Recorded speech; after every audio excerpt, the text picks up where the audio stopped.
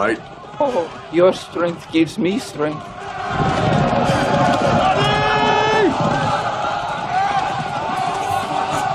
When the movie was going to come out, we had no idea what it was going to be. Is it a comedy? Is it an action picture? Is it an adventure? All of it, none of it. I can still hear Rachel going, "Oh no, they're going to confiscate our equity cards." Like, what does that even mean? Did we do it wrong? Did we chew up the scenery too much? I know I did, but.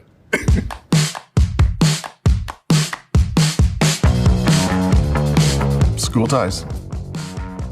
In 10 years, nobody's gonna remember any of this. You'll still be a goddamn Jew. You'll still be a prick. School Ties was my first feature film, and I thought it was also going to be my last one for all I knew. So each day is one that I can remember something unique about. And all the time that I've been lucky enough to be making movies, so much of it becomes a blur, but because it was such an opportunity for a 22, 23-year-old actor, the gravity of it, none of it was lost on me. But I had to try to put that out of mind because I really had no frame of reference for what pressure felt like or didn't feel like. I didn't know. It was a cast that was introducing a lot of new actors that we would see coming up in the 90s, like Matt, Ben, Chris. It was sort of the diner model, is what we were told. My screen test for it was with Matt, and I knew that I needed to match pitch with him. I wasn't really certain how working for camera differentiated from what I was accustomed to, having just, at the time in my life, come out of training in a conservatory. I knew that I needed to size things down. You're not playing to the last row. And I also knew that if I just listened to what Matt was saying, I was getting across what needed to be acted and conveyed. And I think that's because he's such a good actor. He makes you better. And I'm pretty sure that has a lot to do with why I got the job. It's a film about wanting to belong. Sooner or later, we've all felt like we've had our nose pressed up against the glass and we wanted to be a part of what was on the inside, and there was something keeping us out. And that's who David Green was. He was good enough, but he wasn't accepted because of his fundamental existence. A Jew! Grow up, for Christ's sakes. I'll reach you're so mature. Whether it's by accident or design, because I think I worked almost every day of the 58 days, that I wasn't always hanging out with the guys after work because I was always busy off doing something somewhere else. So in a way, I kind of did feel a little bit like the outsider, wanting to belong with the guys, you know. I think the scene is about being stripped bare of all of the colors and shades and armor that we wear, how we identify with one another. So it was appropriate that it was set in a locker room with teenage boys who, when they disagree, lock the door and they fight. It shouldn't happen, but it happens. The dispute is therefore even uglier because they're just shaved apes bashing on each other, cursing at one another. It reveals the prejudice that we depict in an appropriate way. George is a good guy. George is just there to help. George is the original Babe in the Woods.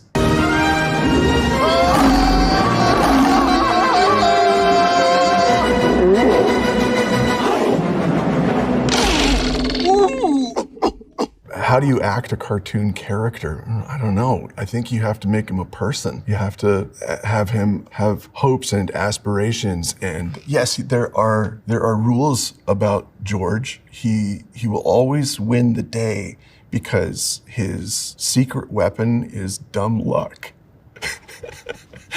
I loved working with Leslie Mann and Thomas Hayden Church. I loved working with all the guys who were the pack bearers. I loved working with the suit performers in George. They were fantastic. I mean, these guys have a niche performance expertise in simian behavior. I mean, these are the guys that went on to do a lot of the Planet of the Apes movies. They were actors, performers in suits with heads, attached, and Jim Henson's Creature Shop using cutting edge animatronics to make the faces move and be puppeted remotely. It was exciting to combine all of these different elements to make a really broad, colorful comedy. George the Jungle was using CGI technology in a way that was first just starting to come into the world of filmmaking in a way that we really take for granted now. For instance, George's dog is Shep. He's an elephant. And on the day we shot with Ty, the elephant, the shot was designed to have Shep framed up with George, and then George introduces his dog to Ursula and says, "This is my dog." I think I went to scratch the elephant like you would scratch a dog. The CGI guys who were there to watch scrutinizing with hawk eyes about every movement that I made, because if I raised my arm higher than one picture plane and crossed, for instance, the eyes of the elephant, across his eyes, they couldn't animate those in the way that they wanted to make them look like they had big blinky eyebrows and lashes. And if I did it too low, then it would have been another, I don't know what, $100,000 if I did this. And it was on budget if I did this. For what we know now and what we started off with then and going back even further, it's just astonishing to see what we can do with CGI. It all comes back to the actor, the performer, believing in what they're doing, because if they don't, then their audience won't. No matter how much you gussy it up with all the bells and whistles. I cut my teeth in George of the Jungle in learning how to work in a real broad comedic way, and also hone that into a performance that made sense to everyone who had to work on it in post-production to sell the broad jokes. Encino Man.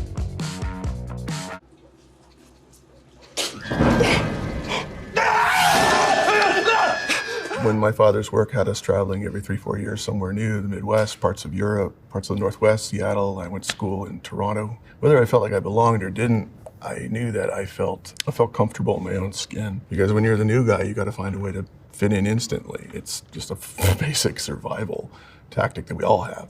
I guess I might have really latched onto that way of working early on because there were a series of naif characters, the babe in the woods, the fish out of water, the new guy, new in town and just trying to fit in, get along. My heroes were Buster Keaton to Bill Irwin in the height of his clowning career. These savant, poker-faced, Chaplin-esque performances that defines cinema to this day for the contribution that they've made was nothing that was lost on me in the time that I was in training, and certainly what I remembered about what you needed to bring to a comedic performance. And the last thing that you need to bring to a comedic performance is the comedy.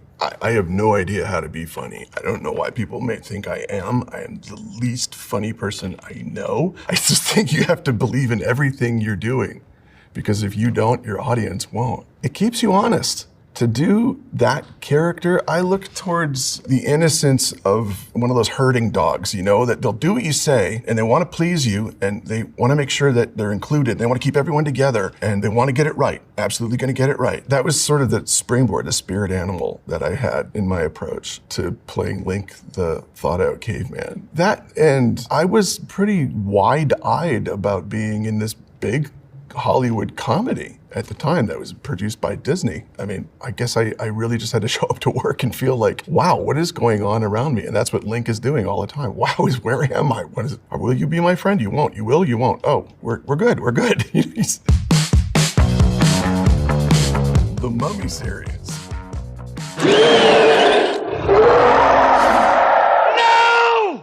You must not read from the book! It's an action picture wrapped up in a comedy and a romance and an adventure and a little bit of a horror and a thrill-a-minute kind of roller coaster popcorn movie.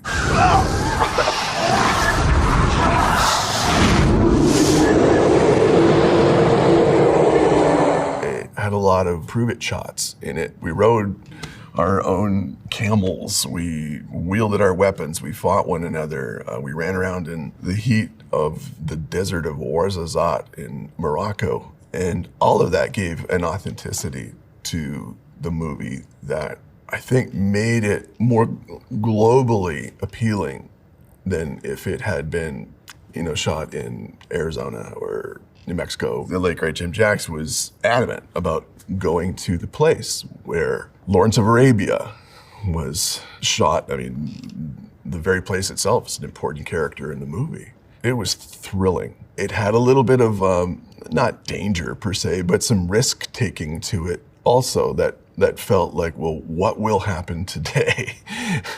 Will we survive Stephen Sommers, who's one of his favorite directions that he would give was he'd go, ready, and don't suck, action! Through a bullhorn, and we'd like, and things would blow up and stuff would fall down and animals on fire and Arnold. And okay, we got it. Let's do it again, we're here. Stephen just loves making movies. He loved his job. His enthusiasm's infectious. I loved making that movie.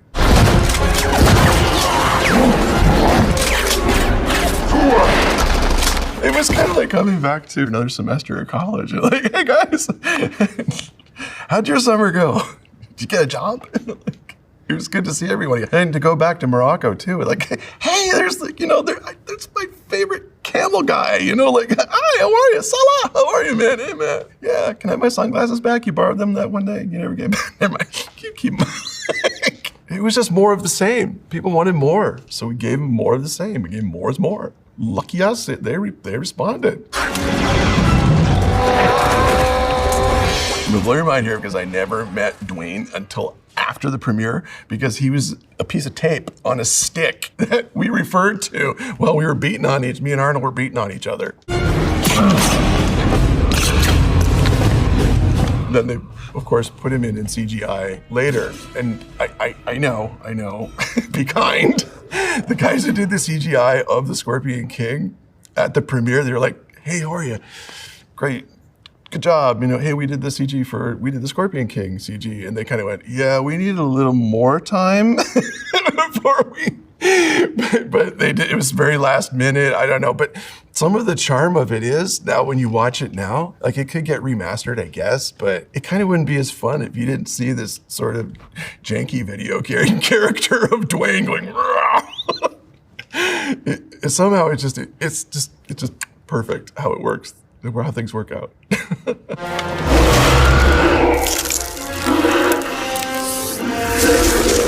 Here we go again.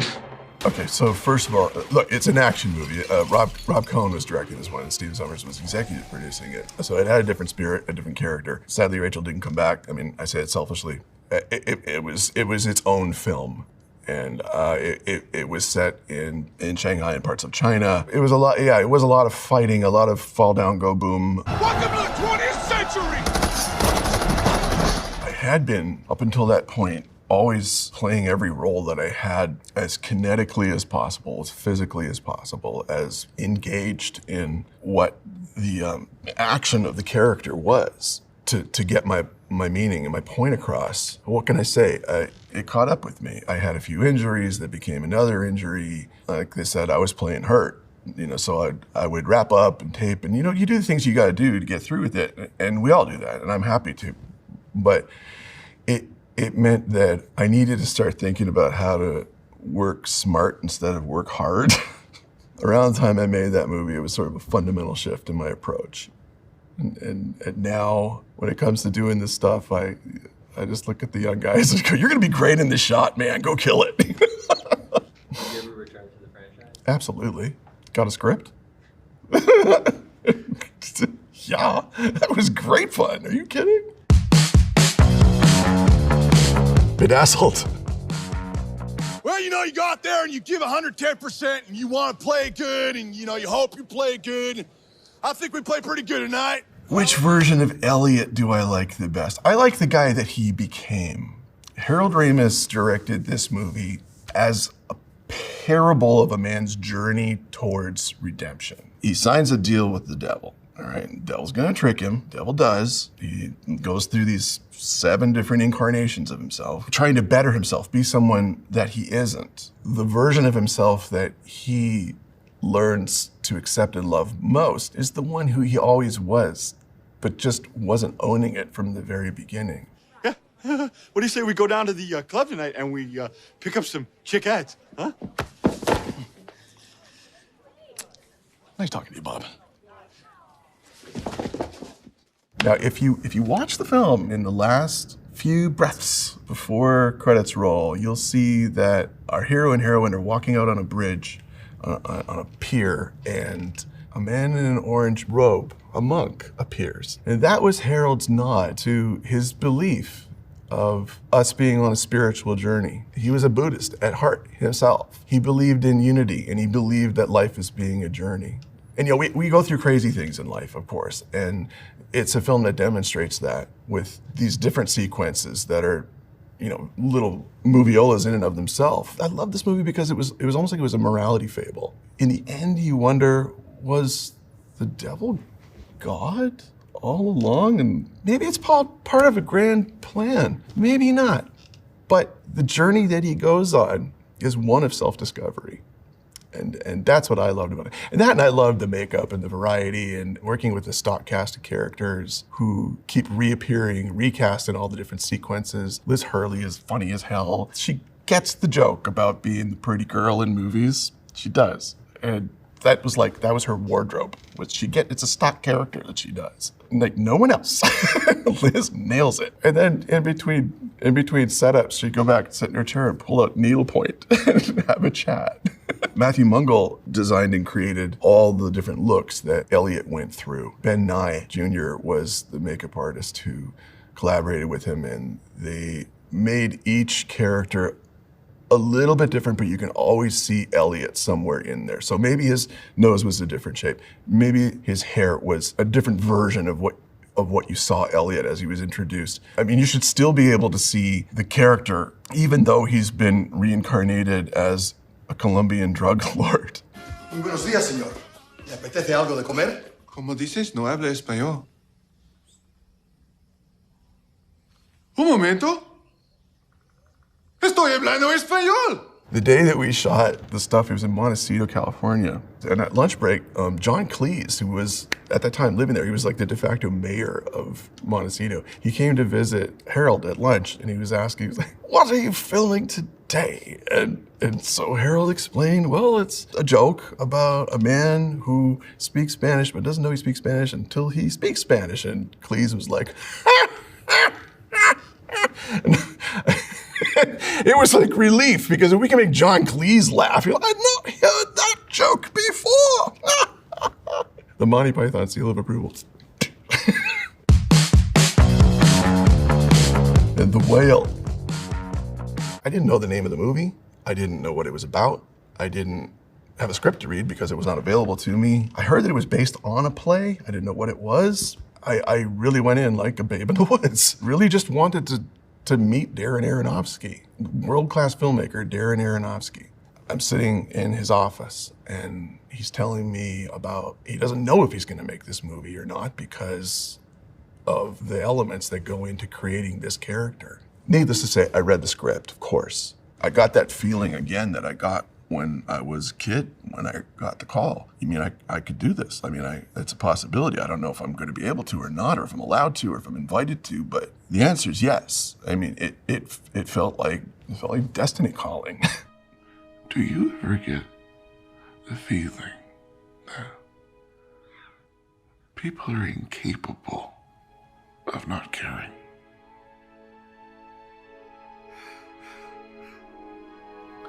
People are amazing.